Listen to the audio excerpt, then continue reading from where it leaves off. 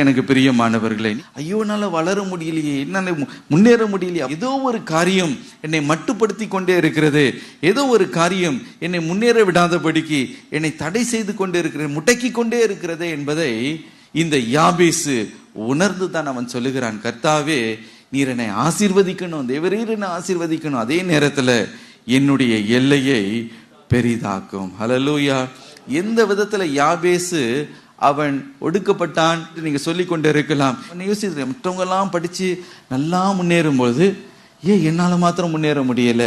ஒவ்வொரு நபருடைய இருதயத்தில் இருக்கிற வாஞ்சை என்னன்னா, நான் ஆசீர்வதிக்கப்படுகிறது மாத்திரம் அல்ல, என்னுடைய வாழ்க்கையில ஒரு முன்னேற்றம், ஒரு உயர்வு, ஒரு மேன்மை, ஒரு வளர்ச்சி என்னுடைய வாழ்க்கையில காணப்பட வேண்டும்.